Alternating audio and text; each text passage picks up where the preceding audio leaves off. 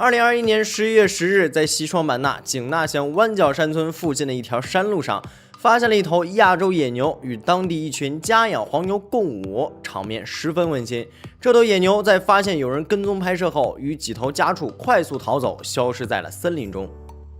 印度野牛凭借巨大的体型和健壮的肌肉，在瞬间圈粉无数，甚至因为其高大英俊的形象，还被冠以牛魔王的名号。他们究竟是何方神圣？为何会在我国云南地区出现呢？这里是万物灵，欢迎关注熊探长，带你探索有灵万物。印度野牛学名 Boscarus 的外形特征非常明显，很容易被辨认出来。它们身上的皮毛乌黑发亮，整个身体看上去滑溜溜的，但是它们的四肢从膝盖往下的部分都长出了白色的毛，所以它们又被叫做白袜子。在我国国内，只有云南部分地区有印度野牛的存在，而且数量也是极其稀少，只有200头左右，比大熊猫还要宝贵。所以说，每次拍摄到印度野牛的画面都是非常难得的。看到这里，肯定就有观众要问了，为什么出现在我国的野牛却被叫做印度野牛呢？其实，印度野牛并不是我国独有的，它们多栖息于海拔2000米以下的热带、亚热带常绿阔叶林里，主要分布在印度等东南亚国家。因为这一种群最早被印度发现，所以被命名为印度野牛，也可以叫亚洲野牛或白枝野牛。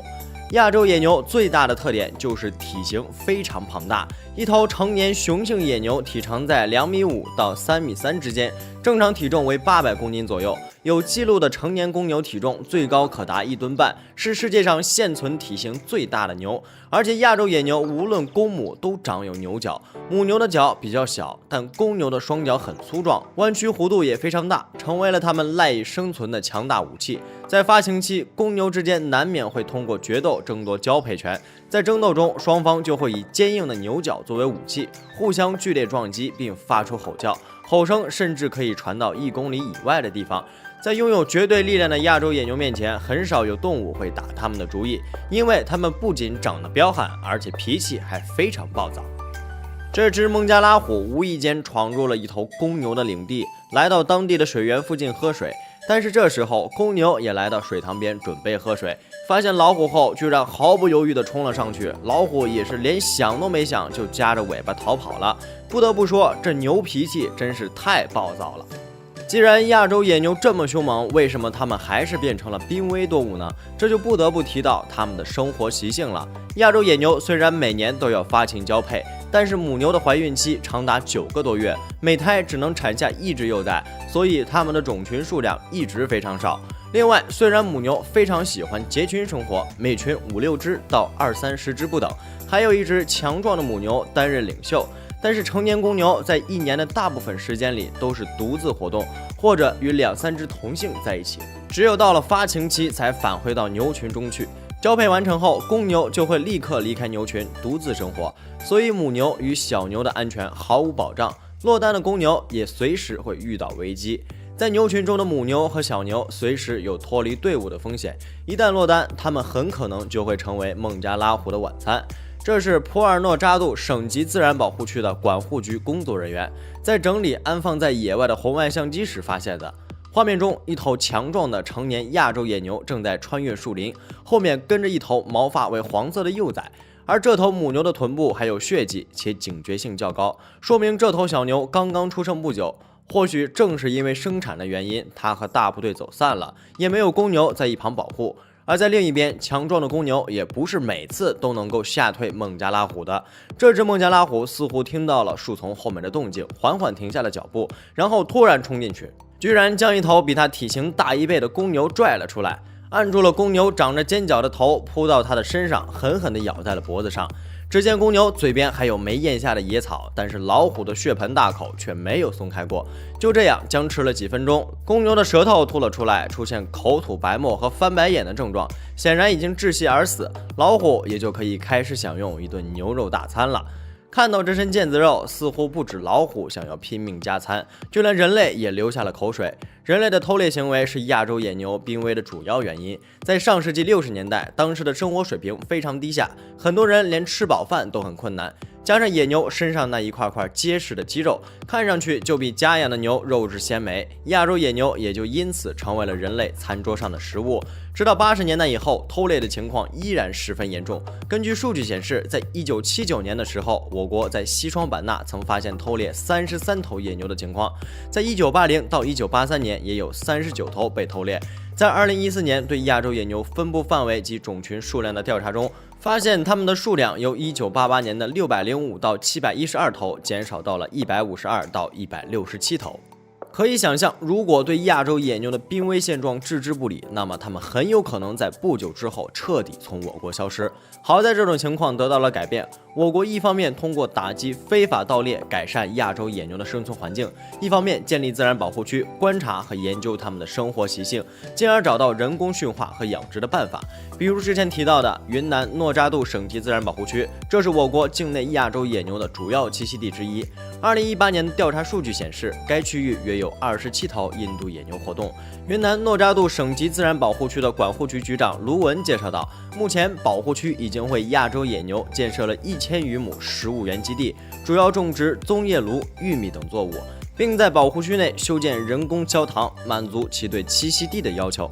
这样的做法也是成效显著。就2021年来看，工作人员在野外安装的红外相机已经多次拍摄到亚洲野牛出没的场景。不过，经过几年的保护，其种群数量已经来到了200头左右。从整体上来看，我国在改善生态环境上取得了巨大进步。如今，不仅是野牛的数量在增长，很多珍稀动物都在野外如雨后春笋般冒出头来。就以云南省为例，2021年的云南可谓是野生动物开大会，五爪金龙、蜂猴、斑鱼狗等等珍稀动物扎堆在野外现身。在一些珍稀植物中，也有伯乐树和大理凯兰这些珍稀植物冒头。这些物种的出现，最直接的说明了一个问题，那就是这个地区适合它们的生存，也说明我国整体生态系统确实得到了提升。从2021年我国发布的野生动物监测数据来看，我国野外生物种群不断扩大，其中包括大熊猫、金丝猴、藏羚羊等稀有物种恢复。以往由于生物保护的资金有限，所以只好优先将大部分的资金用于保护这些关注度高、对生态系统极为重要的物种。而在我国数量不足200头的亚洲野牛，却反而没有享受到这样的待遇。随着生态环境的改善和一些重要物种的数量增加，我国对于亚洲野牛的保护也一定会更上一层楼。非常感谢您看完本期万物灵，如果您喜欢熊探长的视频，欢迎点赞、收藏、评论加关注。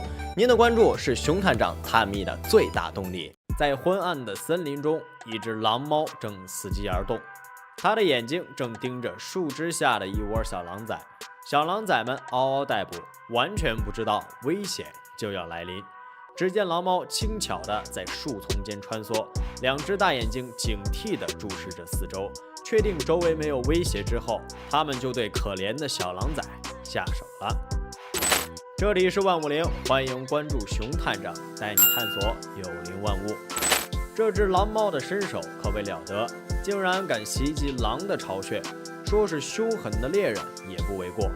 而大自然中有着许多的优秀猎手，诸如老虎、狮子都是其中的佼佼者。如果说老虎、狮子在大部分时候是单兵作战的顶级捕食家，那狼群就是最顶级的团队猎食动物。除去某些大型犬之外，狼作为现行犬科动物中体型最大的物种，让老虎和狮子都要忌惮3分。但遇到了狼猫，也免不了被屠杀的命运。那么，这个狼猫究竟是怎样恐怖的捕食者呢？所谓狼猫，其实它的学名就是猞猁，外形像猫，但比猫大得多，又被叫做山猫。猞猁是喜寒的动物，栖息的环境多种多样，是分布的最北的一种猫科动物。相对于狼的团队合作，以家庭作为核心，猞猁更喜欢离群独居，孤身活跃在广阔的森林中，无拘无束，没有固定的巢穴。但即便如此，在森林中，狼与猞猁的竞争仍然非常激烈，可谓是世仇。狼与猞猁的成年个体之间鲜少面对面进行血拼，而是专杀对方幼崽来减少未来的敌人。猞猁性情狡猾而又谨慎，体力也非常好，不仅可以独身潜伏几天几夜，也可以连续奔跑10几千米不停歇。遇到危险时会使出自己的拿手本领，爬树躲藏起来，有时还会装死骗过天敌的抓捕。猞猁有着不凡的身手，但是狼好歹也算是肉食动物中的一霸，怎么会被追杀呢？事实上，猞猁单独战斗的能力不比狼差，如果独狼遇到猞猁，也要退让3分，不然很有可能受到生命威胁。而如果是猞猁遇到群狼，也不会那么幸运的逃脱，有时还会落得个被群攻致死的下场。但是猞猁可不会那么傻傻的任狼宰割。对于猞猁来说，森林的环境有利于它们躲避狼群。猞猁会把居所建在森林中最隐秘的地方，周围充斥着草木洞穴，方便平时活动和躲避侵害，也能帮助它们保护自己的幼崽。在欧亚的森林中，猞猁会利用地形优势进行长线作战，在树上行动是它们的绝活。猞猁可是一个出色的攀爬好手，它们甚至可以从一棵树纵跳到另一棵树上，尤其在夜间一片寂静的时候，利爪便可以随心所欲地抓捕食物。猞猁借助茂密的树木和有利地形与狼周旋，进可攻，退可爬树逃走。对于不会爬树的狼来说，只能眼睁睁地看着它潇洒离去，却没有一点办法。而相比之下，狼的劣势就比较明显了。狼的活动范围很广，包括但不限于森林、山地、草原等。但是猞猁只生活在森林中，形成了一套独有的森林生存法则，使得狼无法利用群体优势战胜猞猁。狼和猞猁都在尽力保护自己的幼崽，同时尽可能地消灭对方的后代。但在战斗方面，显然是猞猁更占上风。在白俄罗斯，科学家发现，比起猞猁杀狼崽，狼几乎很少能够猎杀到猞猁的幼崽。虽然猞猁是离群独居的动物，但它们组建的家庭却有着高度的合作。它们分工得当，能够让崽子得到更好的照看，甚至比狼更加团结。公猞猁在幼崽的哺乳期中，会在领地周围留下标记，用来威慑其他同类和敌人，并且为了幼崽和妻子寻觅食物。猞猁的独立生存能力同样出色，无论公母都能独当一面，在照看好崽子们的同时，还能捕杀小狼崽，真正做到捕食、照看两不误。反观狼群，除了疾病、天灾等因素外，狼群幼崽死亡数量的增加，更大的原因是猞猁的追杀。即便是团队协作出色的狼群，因为环境限制，独狼的战斗力远不如猞猁，因此往往需要群体行动进行狩猎活动。弱小的狼崽们就只能被留在家里，没有狼群的照看，猞猁趁虚而入，一举将狼崽们统统杀死了。作为世仇，猞猁对狼可谓是心狠手辣，绝不手软。曾经有科学家调查发现，很多公猞猁会刻意去追捕狼崽，甚至有一个狼群连续5年所生的幼崽都被同一只猞猁杀死了。受到猞猁追杀的影响，森林中的狼群幼崽数量已经连续几年没有增长，这大大抑制了狼群的生存和发展。在大自然中，虽然食肉动物之间的猎杀也有发生，但像猞猁这样定期清理的事件还是少数。这也是它们在100万年生存演化下产生的智慧，不仅养成了猎杀对手的习惯，而且扩大了种族的生存空间。说是动物界的恶魔也不为过。但即便是在森林中叱咤风云、心狠手辣的猞猁，也避免不了人类的追杀。猞猁在欧洲一度非常常见，在欧亚大陆的森林中自由自在的生活，但由于人类活动，栖息地遭到破坏，生存也受到了威胁。不仅如此，在中世纪的那段黑暗时光里，因为他们耳朵上的黑色毛发被人们臆想为是魔鬼的象征，于是猞猁被当作灾兽，被欧洲的人们广泛捕杀。为了躲避人类的捕杀，猞猁只能躲藏在深山密林中生活。到了19世纪，猞猁几乎已经被欧洲许多国家赶尽杀绝了。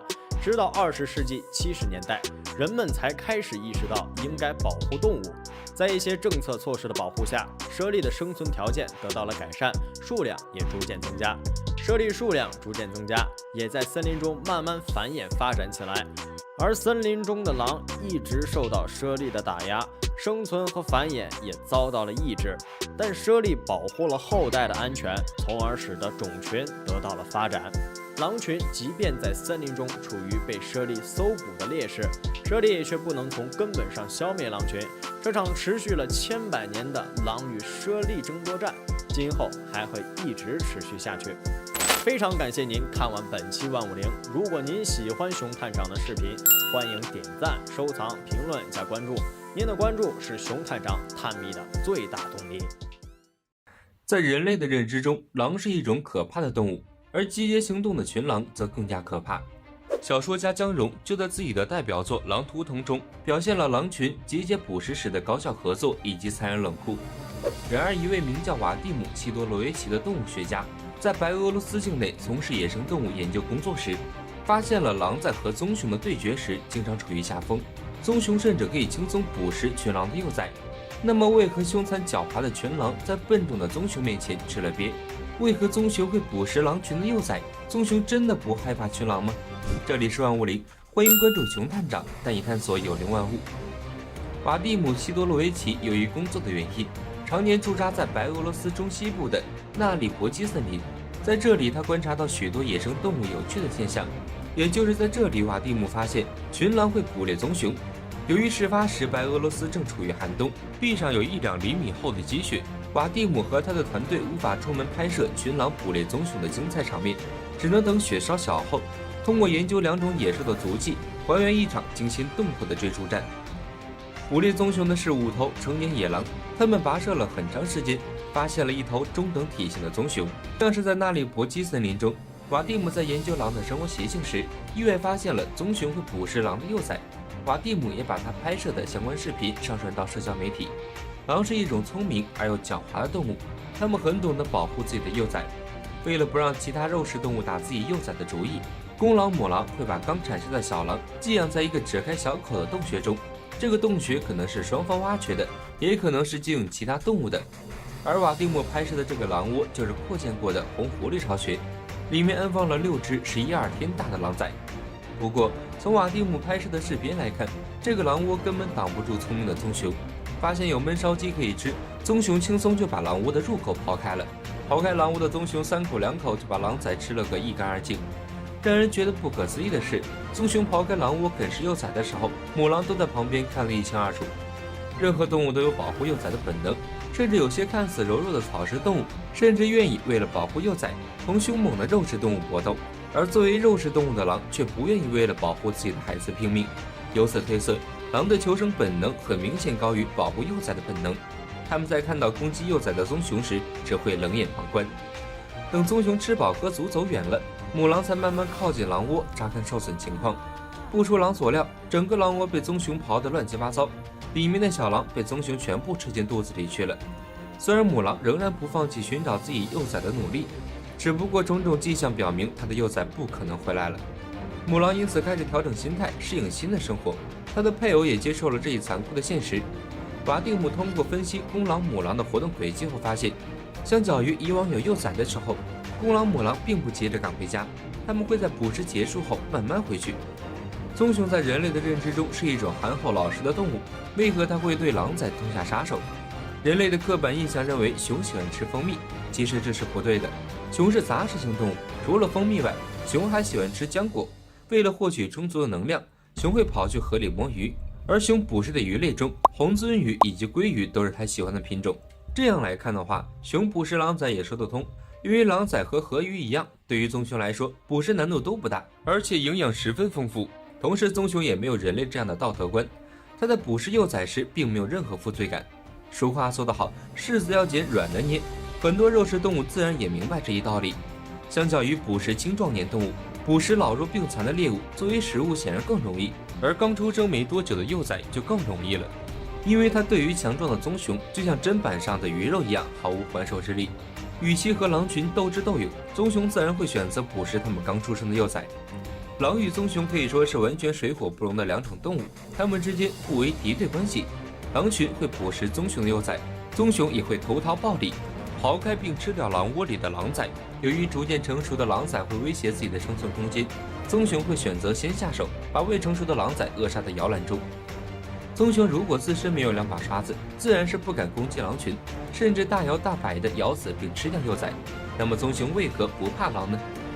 棕熊是体型巨大的陆生哺乳动物，连号称百兽之王的老虎也不敢主动招惹棕熊。棕熊体型十分巨大，它光体重这一项就把大多数动物比下去了。成年雄性棕熊十分沉重，足足有135至545公斤重，这一重量是成年人的2至9倍。棕熊不仅沉重无比，它的体型也可以让大多数动物汗颜。成年棕熊最矮的也有1.5米高了，最高的甚至高达2.8米，这比部分成年男性高了起码1米左右。而它从肩部往下量的话，少说也得有0.9米，最高的甚至高达1.5米。棕熊光是体型就把狼比下去了，只有1米多一点的狼在棕熊面前十分渺小。此外，巨大的体型也可以让棕熊看起来更危险，还没正式开打，棕熊就已经在气势上赢了。棕熊的身体看似笨重，但其实它活动的十分灵活。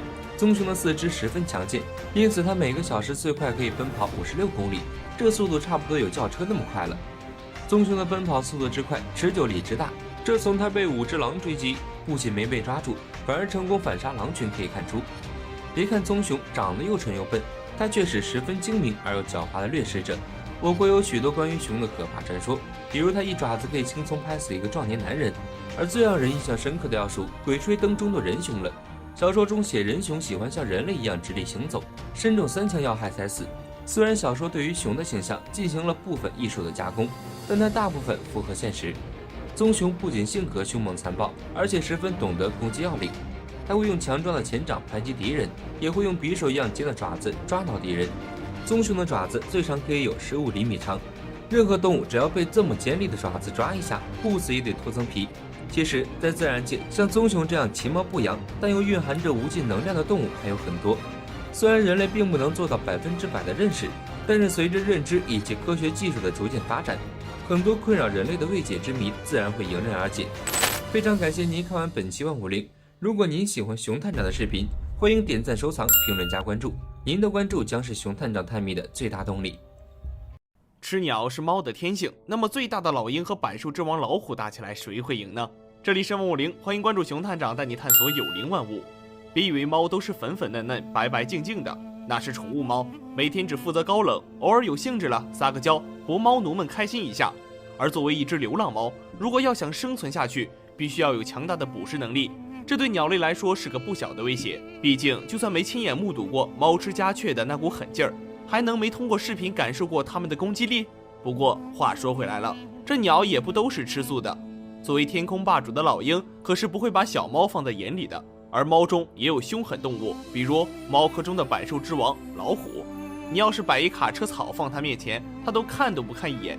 人家更不是吃素的，所以这俩要打起来会怎么样呢？既然让最大的老鹰和老虎斗，就要先知道最大的老鹰是谁。我们都常说老鹰多么厉害，但是严格从生物分类学上看，是没有老鹰这个科目的。在不同的语境下，老鹰所指代的生物也不咋一样。在中国动物图谱中，老鹰是特指齿鹰亚科鸢属下黑鸢的亚种黑耳鸢，在与雕、隼、枭等猛禽相比较时，特指鹰亚科物种。而我们常说的老鹰，则是一种泛称，泛指白昼活动的隼形目鸟类。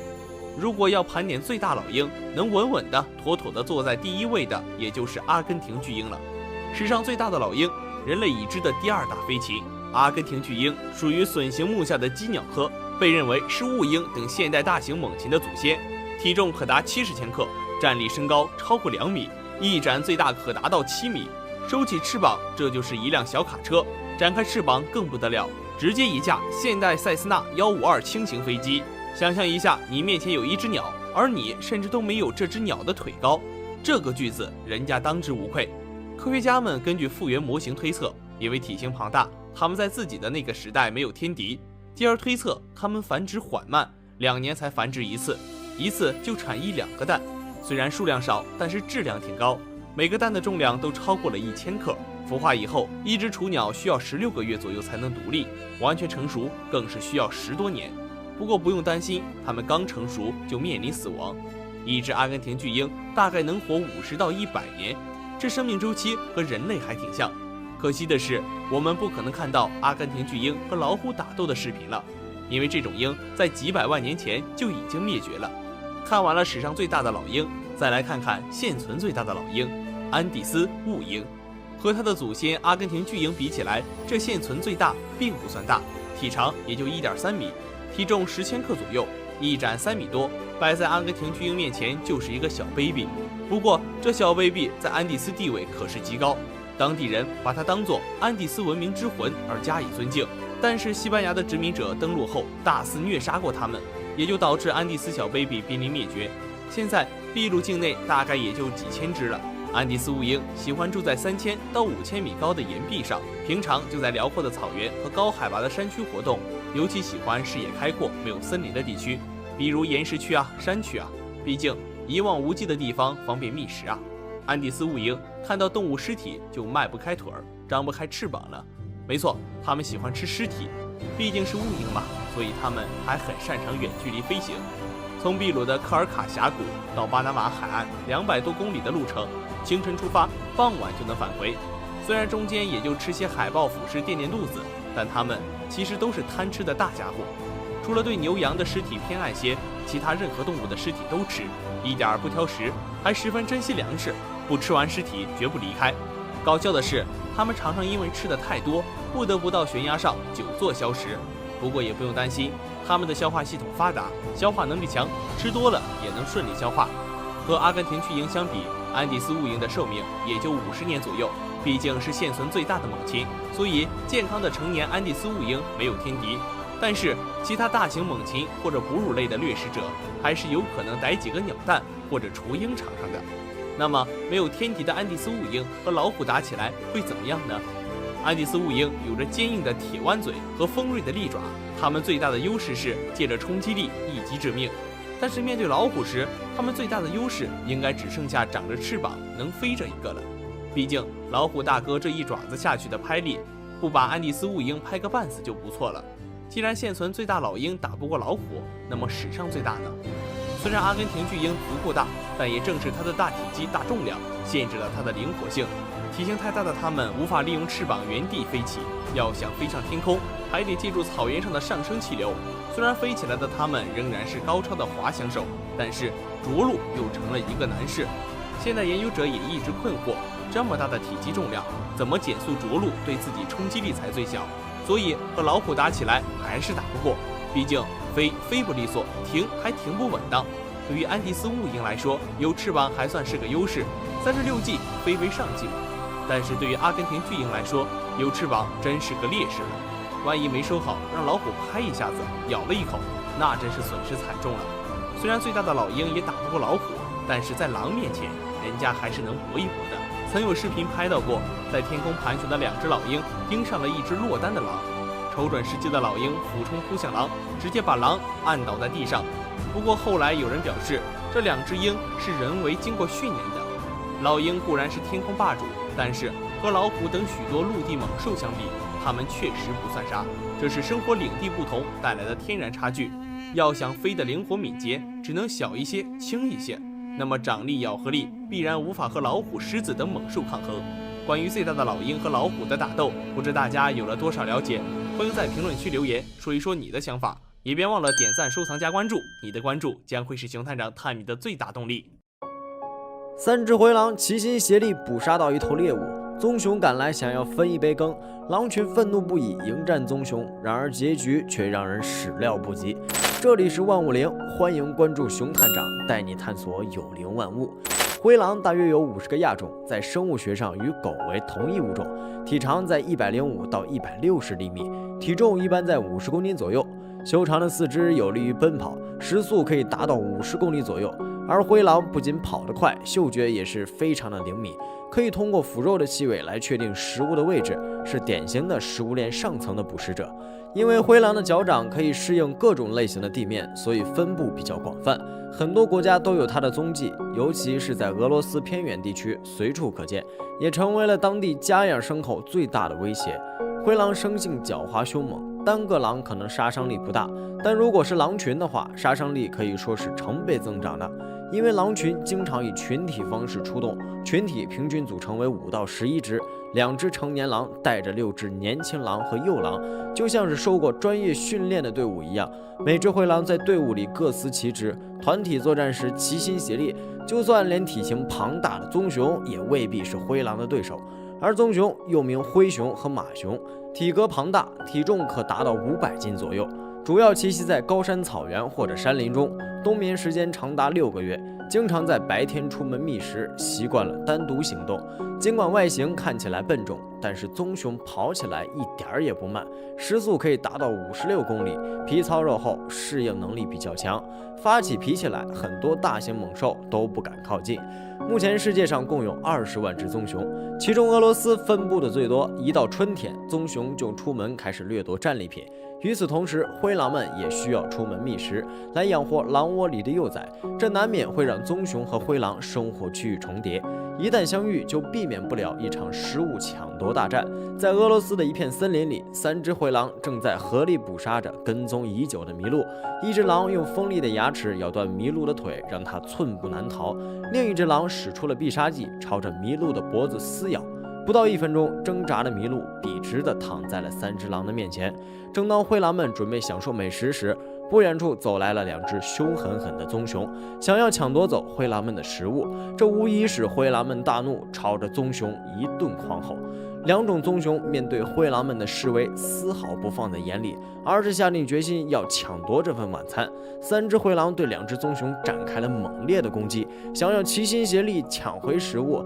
怎料用完了所有的战术，也抢不回棕熊眼皮下的食物。几个回合下来，灰狼们已经精疲力尽，只好选择暂时撤退到不远处的草丛里，等待棕熊吃完后再返回战场捡一些剩下的骨头。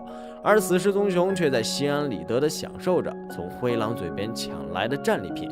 这也证明了，哪怕灰狼在数量上占优势，还是敌不过体型庞大的棕熊。但棕熊和狼群的战争永远不会结束。那么，到底哪种动物才能战胜棕熊呢？非常感谢您看完本期万物灵。如果您喜欢熊探长的视频，欢迎点赞、收藏、评论加关注。您的关注将是熊探长探秘的最大动力。犬界战神比特犬生性凶猛，有着狗界老大之称，打起架来六亲不认，而被全世界称为屠狼机器的猞猁，尽管身材瘦小，但是丝毫不影响它们猎杀体格庞大的动物。那么，世界第一猛犬遇上杀戮机器猞猁，谁会更胜一筹呢？这里是万物灵，欢迎关注熊探长，带你探索有灵万物。早在21世纪初，英国就开始流行牛和熊跟狗狗格斗，这也被称为斗犬运动。比特犬也是在这个时期诞生的，是由美国本土的斯塔福犬、斗牛犬杂交后孕育而生，一出生就被当作斗犬所培育，是一种具有强大杀伤力的凶猛犬种。因为是杂交而来，所以导致了比特犬的体型大小不一，最重的可以达到50公斤左右。比特犬有效地延续了斯塔福犬和斗牛犬的优良基因，保留了格斗犬种的特性。比特犬头大且宽，肌肉发达，从外形上就给人一种很强壮的感觉。或者有人认为体型笨拙的比特犬智商会非常的低。事实上，比特犬虽然看起来笨，智商却是所有狗狗中名列前茅的。它们拥有顽强的意志力以及不怕死的斗争精神，所以比特犬一直是美国人眼中的骄傲。当比特犬在打斗时，会勇往直前，不畏惧凶险，即使伤痕累累也丝毫不在意。这让很多人觉得比特犬没有痛觉神经，所以在激烈的打斗过程中感觉不到痛。其实比特犬不是没有痛觉，而是因为反应迟钝和忍耐度强，使得比特犬在受伤时也能表现得非常淡定。此外，就是在比特犬在斗殴时，会分泌出大量的睾丸腺素，使它大脑保持异常兴奋的状态，而这种状态下会使疼痛感降低，从而激起比特犬战斗的欲望。我们再来说说猞猁。猞猁人送外号屠狼机器。猞猁家族一般分为4种，分别是欧亚猞猁、伊比利亚猞猁、加拿大猞猁以及短尾猫，其中最为常见的就是欧亚猞猁了。由于耳朵上长着深色的毛发，因此被欧洲人视为魔鬼的存在，所以在中世纪时遭到了人类大肆的捕杀。直到20世纪，人们意识到猞猁数量逐渐减少，才开始保护起来。猞猁习惯独居生活，在动物界的天敌自然也不少，例如豹子、老虎、熊、群狼等。对于猞猁来说，群狼是天敌，因为寡不敌众，但是孤狼却是美食。大多数人都觉得狼是群居动物，但是在食物比较丰富的季节，狼常常会单独出门觅食，这也是猞猁猎杀孤狼的最佳时机。当成年的猞猁在野外碰到狼时，往往会选择老弱病残的狼进行攻击，其中怀孕的母狼因为行动不便，经常会成为猞猁攻击的首选。其实不仅是狼会遭到猞猁的攻击，就连森林里的狐狸、狗獾等食肉动物也会被猞猁袭击。据相关数据显示，猞猁每隔16天左右就会杀死一只狐狸，每隔29天还会杀死一只河。但是在猞猁捕杀的动物中，仅有43.3%会被吃掉，也间接的说明了猞猁大多数时候猎杀食肉动物是为了自保，而不是为了食用。那么比特犬对战猞猁，到底谁能更胜一筹呢？虽然比特犬体型比猞猁更庞大，但并没有带来优势。所以在户外，如果比特犬遇到猞猁，很大几率会被猞猁反杀。首先从战术上分析，比特犬与生俱来的格斗技术自然是更胜一筹。但是真正实战中，比特犬鲁莽的攻击方式很难击中体型偏小的猞猁，而猞猁却利用自身的灵活性，很容易就能抓伤比特犬了。再加上猞猁跳跃能力极强，面对体积庞大的比特犬，也可以轻而易举地扑到咽喉处，用锋利的牙齿刺破比特犬的大动脉。因此，最后的结果就是比特犬因为失血过多而战败，被猞猁征服。高傲的猞猁向来不拘泥于形式，即使面对凶猛的比特犬，也同样可以肆无忌惮地猎杀。非常感谢您看完本期万物灵。如果您喜欢熊探长的视频，欢迎点赞、收藏、评论加关注。您的关注将是熊探长探秘的最大动力。自然界中万物相生相克，每种动物几乎都有自己的天敌，就连我们常见的老鼠见到猫都会撒腿就跑，哪怕是未成年的小猫都能对老鼠产生巨大威慑力。那么老鼠为何如此怕猫？真的是本能反应吗？现在大多数家猫抓到老鼠也只是挑逗，并不会去吃掉它。但是老鼠为什么不趁机逃跑呢？这里是万物灵，欢迎关注熊探长，带你探索有灵万物。几十年前的猫可谓是捕鼠神器，老鼠见了拔腿就跑。而现在大多数人养猫不再是为了抓老鼠了，更多的是把它当成宠物来喂养。尽管猫现在被驯化成了温顺的宠物，但老鼠见到它还是会吓得腿软。而这都是因为老鼠身上有2个嗅觉器官，一个是鼻子，另一个叫离鼻器。离鼻器是老鼠鼻子上面的一个圆球，使老鼠嗅觉变得更加敏锐，能够感受到不易挥发的物质。有些老鼠可以利用嗅觉提前感受到猫的出现，然后及时躲藏起来，但有些老鼠的离鼻器无法分辨出，因此这些无法提前感知猫到来的老鼠就把怕猫的基因遗传下去了。久而久之，老鼠怕猫就变成基因里刻着的本能了。至于猫为什么喜欢吃老鼠，完全是因为老鼠内含有大量的牛磺酸。如果猫长期缺乏牛磺酸，这会导致视力下降，因此这种物质对于猫来说十分重要。所以猫并不是天生喜欢吃老鼠，而是需要及时补充牛磺酸。那么猫抓到老鼠为什么不急着吃，而是拿来玩耍？因为现在的猫大多数都是用猫粮来喂养的，猫粮中含有猫喜欢的各种食物成分。当它吃饱的情况下遇到老鼠，天性使它必须抓捕老鼠，但老鼠肉已经没有诱惑力了，所以对猫来说，老鼠不再是必需品了。再加上现在被喂养的宠物猫基本上连门都不出，更别说遇到老鼠了。大部分能抓到老鼠的猫都是散养猫。其次就是老鼠还没死，我们看到有些猫可能表面在玩弄老鼠，但更多的是在找机会猎杀老鼠。因为老鼠的战斗力也不容小觑，当它们遇到危险时也会发出攻击，所以猫在吃老鼠时也需要非常谨慎，通过玩耍的方式使老鼠体力消耗殆尽，这样才能确保万无一失。最后就是实力压制了，猫科动物大多喜欢潜伏式攻击，先是躲在猎物的附近，然后趁其没有防备时突然进攻，咬住猎物。猫也是这样，喜欢躲在老鼠经常出没的地方，然后猛地发起攻击。如果确定这只老鼠逃不掉了，此时猫就会保存体力，在一旁实力压制，甚至挑逗老鼠。说到这，肯定有人会好奇，既然猫抓到老鼠后没有立即食用，那为什么老鼠不趁机逃跑呢？其实不是老鼠不想跑，而是根本跑不掉。有的老鼠在受到威胁时会撒腿就跑，或者找个角落暂时躲藏，但有的老鼠会自作聪明，面对体积庞大的猫时，立即瘫在地上，依靠装死试图蒙混过关。但是这些小把戏对猫来说毫无用处。另外，猫在抓到老鼠后，会习惯性的将老鼠带到空旷的地方，就是为了防止老鼠再次钻回洞里。而且老鼠不断的被猫玩弄，体力早就消耗完了，所以想跑也只能是有心无力了。总而言之，猫抓到老鼠后，即使没有第一时间吃掉，老鼠也逃脱不了。但这种情况一般发生在家猫身上，因为吃饱后的家猫对老鼠没有太大的欲望。如果是野猫抓到老鼠，可能第一时间就享受美食了，根本没有闲情逸致去和老鼠玩耍。非常感谢您看完本期万物灵，如果您喜欢熊探长的视频，欢迎点赞、收藏、评论加关注，您的关注将是熊探长探秘的最大动力。在交通不便的古代，鸽子主要用来传递书信，但在今天，鸽子已经被快递和手机替代，不再用来传播消息，而是被人们训练、饲养、繁殖成了专门用来比赛的鸽子，也称为赛鸽。去年11月，赛鸽拍卖会上，一只名为辛金的比利时赛鸽被中国神秘买家以1250万元的价格拍下。天价赛鸽的消息一经传出，很多网友就发出了质疑和感叹：为何一只小小的鸽子能价值上千万呢？传闻赛鸽腿上的脚环价值上万，取下时必须剪断鸽子腿，真的是这样吗？这里是万物灵，欢迎关注熊探长，带你探索有灵万物。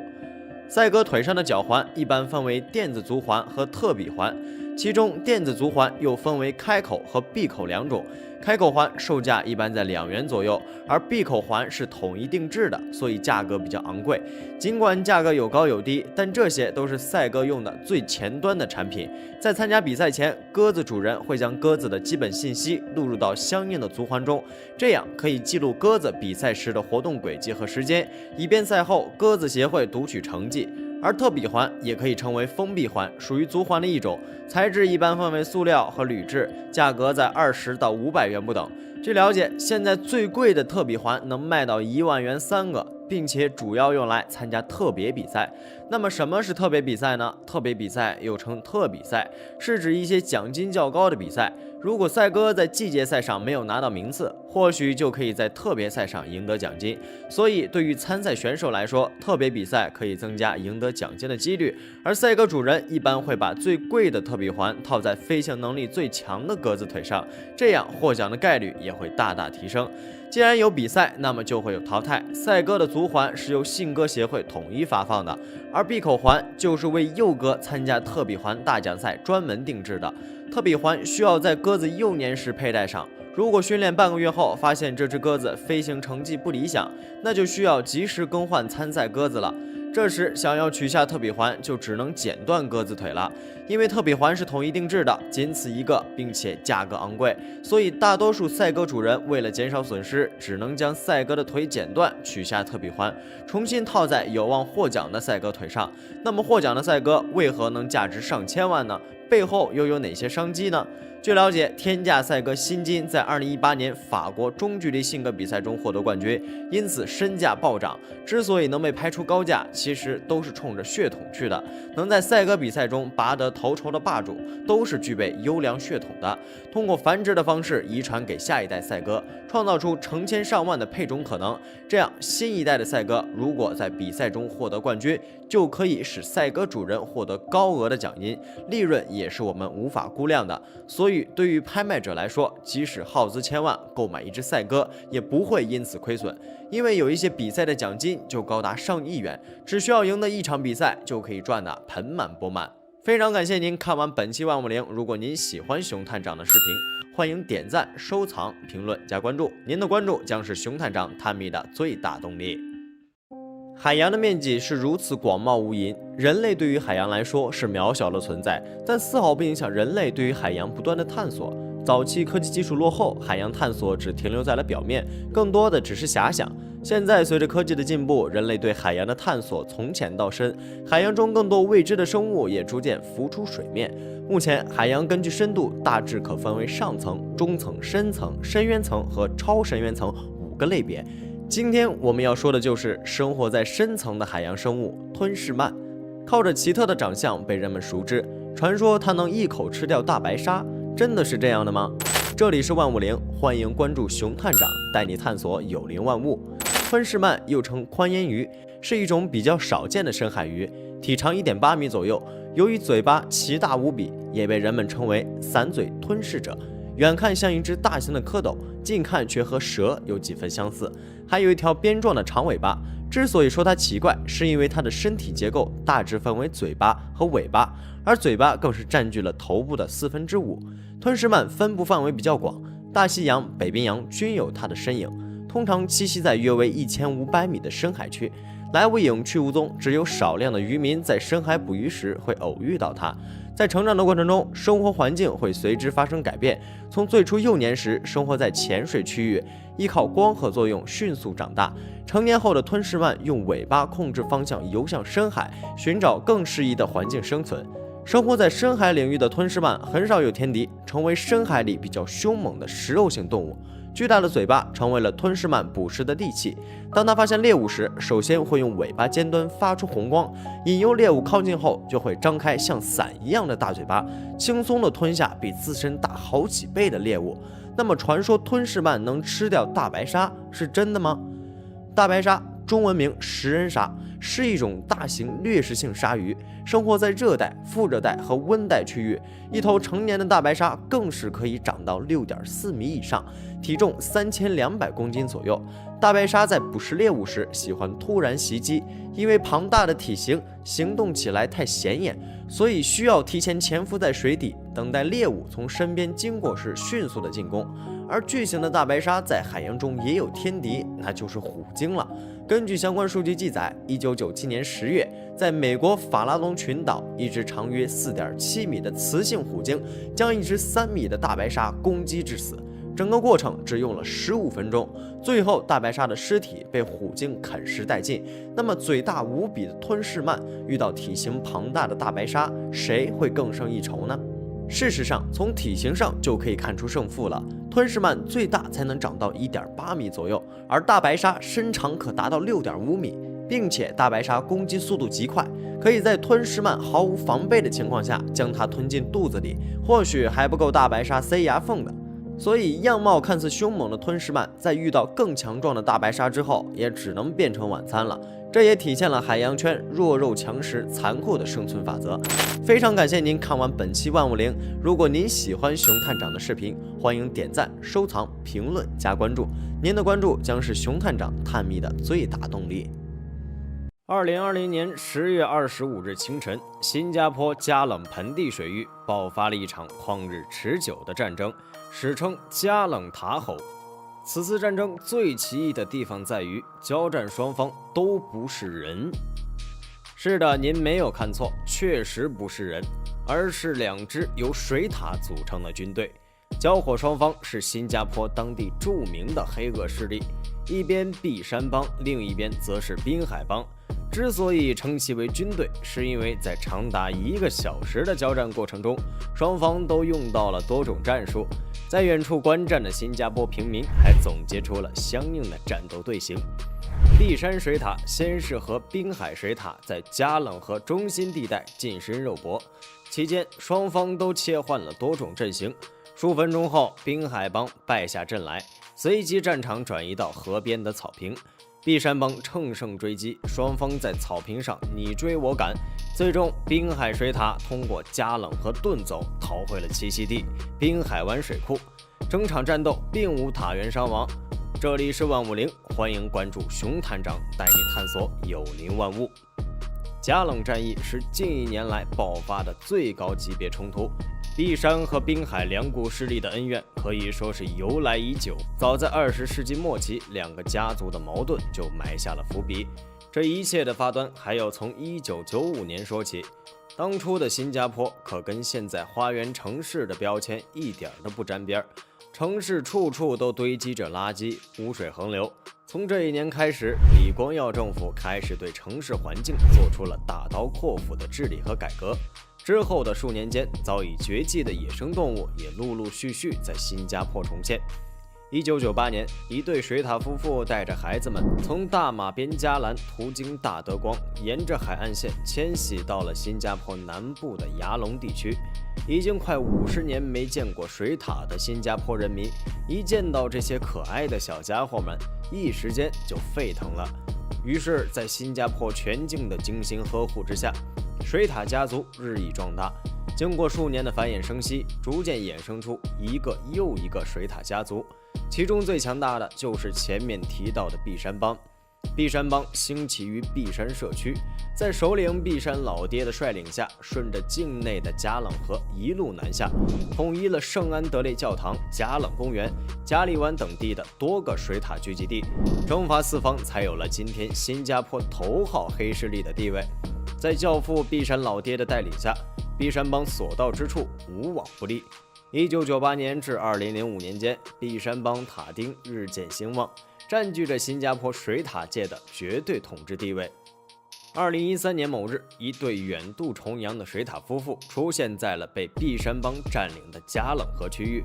一开始只有水獭夫妇和3个儿女，但是经过2年时间的繁衍生息，这一小股势力已经发展成为能与碧山抗衡的新势力，人称滨海帮。与碧山帮相似的是，在滨海内部也有一位德高望重的教父——滨海老爹。在滨海老爹的带领下，滨海塔众猥琐发育，已经有隐隐盖过碧山帮的势头。卧榻之侧，岂容他人安睡？2015年3月某日清晨，双方大战突然爆发，碧山帮和滨海帮各出动了20支兵力，在加冷河交火，这是双方的首次交火。滨海方面作为后起之秀，连碧山帮一次冲击都扛不住，很快败下阵来。一时间，滨海水獭通过水路和滩涂逃遁，被碧山帮驱赶到了900米开外的海水淡化工厂才作罢。为了摆脱碧山帮的压制，滨海老爹率领众獭展开了长达5公里的跋涉，迁徙到了滨海湾大草场附近。新家园水草丰美，为滨海帮提供了优越的生长环境，他们也获得了继续猥琐发育的条件。不幸的是，在2017年6月，滨海帮传来了滨海爸爸误食老鼠药离世的消息。雪上加霜的是，碧山帮也在这个节骨眼发现了滨海帮的新栖息地，双方第2次交火就此展开。面对碧山帮的屠戮，滨海帮依然像之前一样走不过一招。眼看滨海帮就要失去大草场的领地的时刻，人类出现了。或许是滨海帮被欺负得太可怜，四周观战的群众只能通过跺脚、无能狂怒、制造噪音吓走了交战的水獭们。滨海帮再次获得喘息的机会。别看滨海帮被碧山帮虐得灰头土脸，他们在面对其他家族时却是无往不胜的。随着时间的推移，新加坡一哥碧山老爹的寿终正寝被滨海帮得知，这才有了开头一幕的火拼。虽然顶着可爱的皮囊，但水獭其实有个水下平头哥的外号，不是在干架，就是在去干架的路上，是当之无愧的淡水顶级捕食者。水獭呆萌的外表下有一颗好战的心，而且战斗力非凡，谁要是敢入侵他们的领地，哪怕是大好几倍的鳄鱼，对他们来说也没有撤退可言。水獭生性胆小谨慎，同时也非常灵活聪明。它们指尖长了厚厚的蹼，是挖洞的能手。一般水獭白天会在洞穴中休憩，夜晚才是它们的猎食时间。曾经有摄影师捕捉到，在亚马逊流域生活的南美大水獭猎杀鳄鱼的珍贵瞬间。除了鳄鱼，臭名昭著的食人鱼也是食物。而水獭之所以能够战胜鳄鱼，完全是智商上的碾压。水獭和鳄鱼短兵相接时，它会利用自己身体的灵活性绕到鳄鱼后方，对脖颈处进行攻击，通过尖牙利爪在坚硬的鳄鱼皮上制造一个缺口，然后在水下与鳄鱼进行缠斗。鳄鱼虽然有极强的爆发力和咬合力，但是释放技能的冷却时间过长，往往经过几分钟的扭打，鳄鱼就会败下阵来，成为水獭的盘中餐。除了灵活的走位，水獭还是善于利用工具的动物。有动物学家通过观察发现，几乎每个水獭都拥有一块石头，用于砸开螺或者虾蟹的外壳。它们有时候还会抛砸石头进行远距离攻击。老年水獭也会在不狩猎时和未成年水獭练习互相投掷石头，据说是为了保持头脑和身体的灵活。据统计，目前在新加坡定居的水獭有18个家族，以碧山家族和滨海家族的塔口最为庞大。从品种上来看，主要可以分为江獭和亚洲小爪水獭。这2个品种的水獭都是以群居的方式生活，有明确的家庭成员分工模式，而且领地意识极强。一旦獭群中的雌性和幼崽受到其他家族水獭或者其他种族的欺负，那没啥好说的，干就完了。水獭虽然外表蠢萌和气，但顶级猎食者的称呼可不是浪得虚名。曾有人统计，1875年到2010年期间，共有39起水獭袭击人类事件被报道，其中66%的肇事者被证实患有狂犬病。而且在这39起事件中，北美水獭为主导的占到了77%。另外，发生地的数据显示，有38%的事件发生在佛罗里达州。曾经有一位铁人3项的女运动员普鲁多米，在穿越河水进行训练时，被一只暴躁的水獭攻击。可能有很多人在网上看到了水獭可爱的一面，一时间在全球兴起了一阵饲养水獭的风潮。曾经曼谷海关在机场截获一个泰国女子携带10只水獭幼崽入境，就是为了将水獭卖给日本当地的水獭咖啡屋。令人无语的是，早在2012年，日本就宣布本土水獭灭绝，究其原因竟是滥用农药。很多人不知道的是，活体动物在运送过程中是会有较高的死亡率的。除此之外，水獭现在在全球范围内也是濒危的野生动物，并不适合人工繁殖，甚至是作为宠物。在新加坡，由于近年来对环境治理卓有成效，逐渐有其他地区的水獭迁徙至此。新加坡的居民们在保持对水獭的喜爱之情同时，也十分注意将人类的活动范围与小家伙们的活动范围区分开来，从而达到人与自然和平相处的目的。在我国，水獭被列为国家2级保护动物，是不允许私人饲养的，而把水獭当作宠物，可能也不是什么明智的选择。首先，水獭和人类的作息时间不同，它们喜爱昼伏夜出。其次，水獭需要磨牙，经常会制造噪音以及损坏一切它们认为可以磨牙的东西。其三，水獭身上携带的细菌和与生俱来的异味，也是大多数人类可能无福消受的。比起将可爱的水獭据为己有，不如为它们创造更好的野外生存环境，后者无疑更能体现人类对它们的喜爱。非常感谢您看完本期万物灵，如果您喜欢熊探长的视频，欢迎点赞、收藏、评论加关注，您的关注是熊探长探秘的最大动力。老虎作为百兽之王，一直站在食物链顶端，然而有不少人总是想挑衅老虎百兽之王的地位。在国内的社交媒体，曾经有人问过这样一个有趣的问题：如果10只训练有素的比特犬和野生东北虎搏斗，谁会赢？这里是万物灵，欢迎关注熊探长，带你探索有灵万物。在回答这个问题之前，得先对参赛双方有个了解。咱们先来聊聊比特犬。比特犬在打斗时，体内会分泌大量的睾丸激素，这会导致它战斗欲望异常高涨，而且感觉不到疼痛，只会在激素消退后才会有痛感。在睾丸激素的作用下，比特犬有120分钟的爆发时间。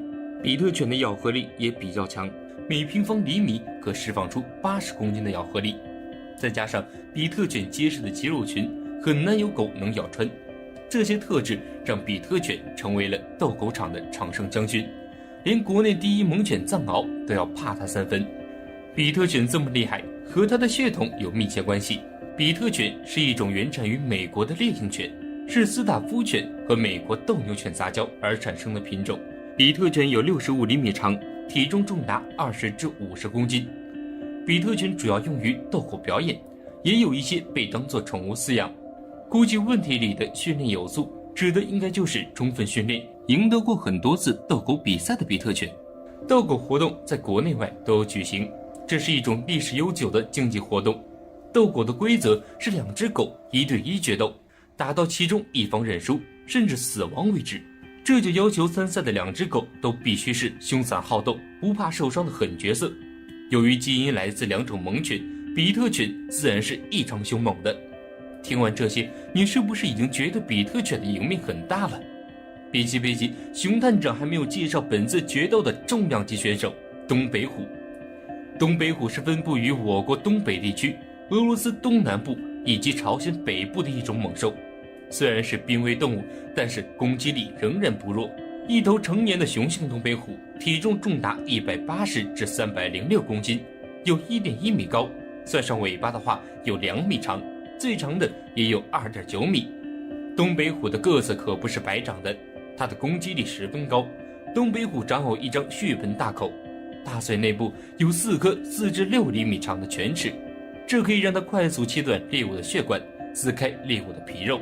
东北虎的咬合力在400公斤左右，强大的咬合力再配合上锁喉一击必杀技能，让它对付许多敌人都易如反掌。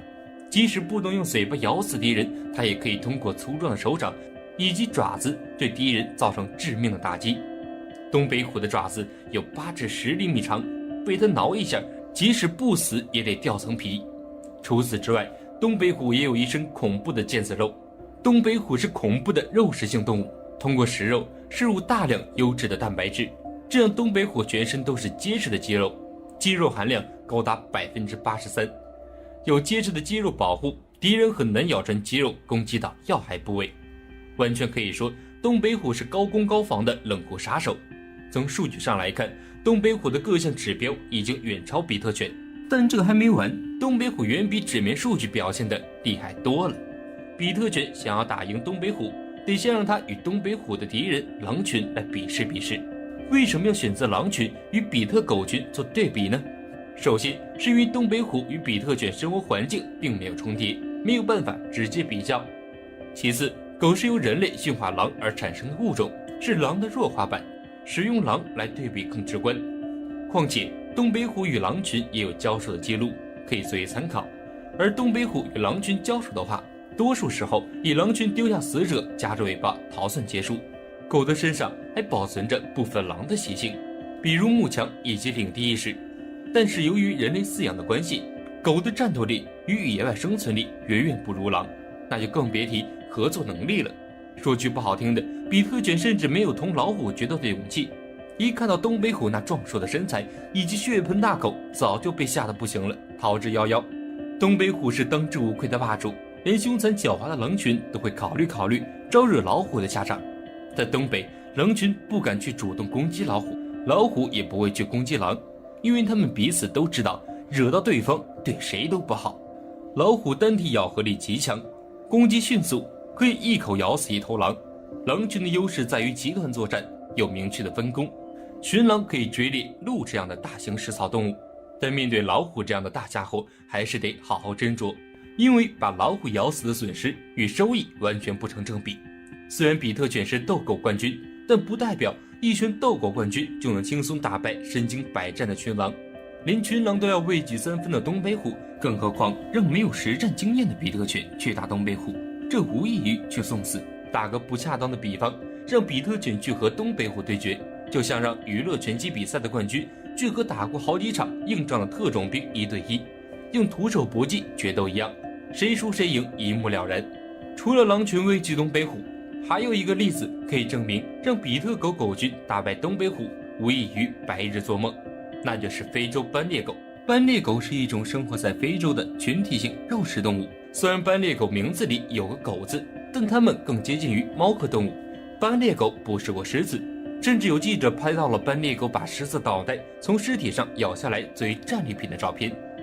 相较于东北虎，狮子的战斗力稍微逊色一些，而斑鬣狗的攻击力以及团队合作能力则略强于狼群。要想让比特犬群成功捕猎东北虎，首先得让比特犬拥有比斑鬣狗强大的咬合力。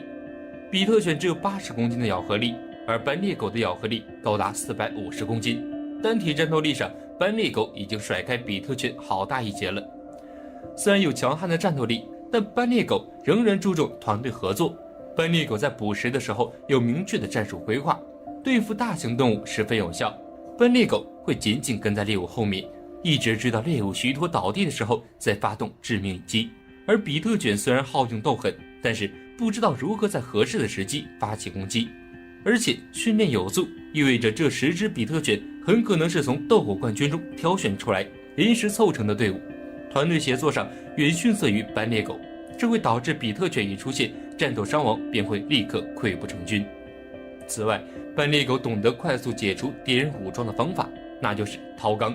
虽然这种攻击方法在很多人眼里是一种无耻的下策手段，但是这能在保护自己的同时，还能快速杀死敌人。斑鬣狗在攻击的时候，会先从猎物的肛门或者肚子这样柔软的部位下口，把猎物的内脏吃完后，再吃肉、骨头等部分。而比特犬攻击时只会使用一招，那就是用嘴巴咬住敌人的皮肤，死命的拽，不会掏肛，也不会一口咬断敌人的喉管。这招对付皮薄馅大的敌人还好，但是对付肌肉紧实、皮肤坚硬如铁的东北虎，简直是抓痒痒。